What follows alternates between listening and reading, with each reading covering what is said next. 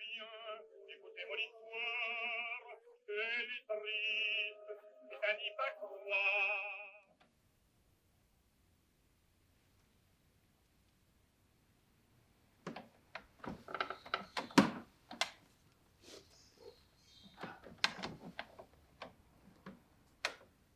Chaque fois que je viens chez grand-mère, je fouille dans la bibliothèque.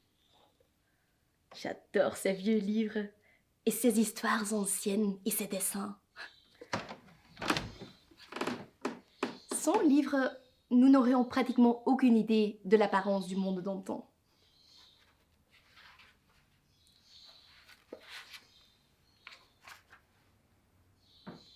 Mon père m'a emmené à la réouverture du château de Belleuil, il y a quelques années.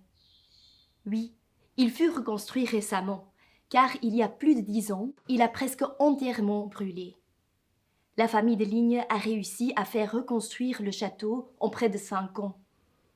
Nous avons pris l'escalier d'honneur et nous avons découvert les magnifiques salons, avec un mobilier français très raffiné.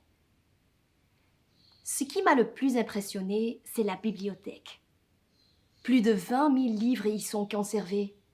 C'est une grande pièce, avec des livres du sol au plafond. Certains sont très anciens et datent du début de l'imprimerie. D'autres sont plus récents. Et savez-vous qui a sauvé ces livres lors de l'incendie? Les villageoises. C'est en décembre 1900 qu'un jour de marché, une épaisse fumée noire s'est échappée du château. Malgré le feu, tout le monde se ruait à l'intérieur pour sauver les meubles, et les femmes jetaient les livres dans leurs robes afin de les sauver des flammes.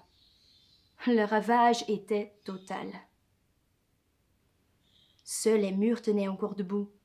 Néanmoins, les livres ont été sauvés, ainsi que les portraits de plusieurs générations de princes et de princesses de Ligne, qui ont construit le château et aménagé ses jardins et joué un rôle important dans l'histoire de notre pays.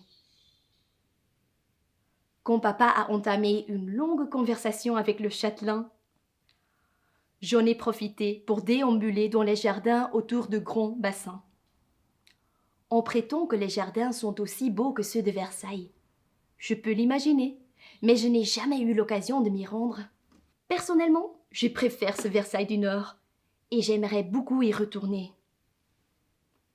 Seul, car papa s'est fâché, trouvant mon absence trop longue.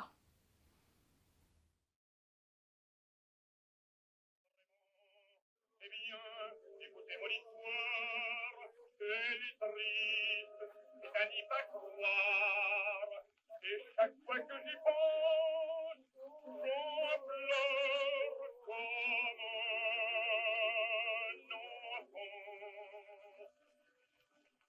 Un soir que fuyait dans l'orage, au loin va s'ouvrir un canot, vers lui faisant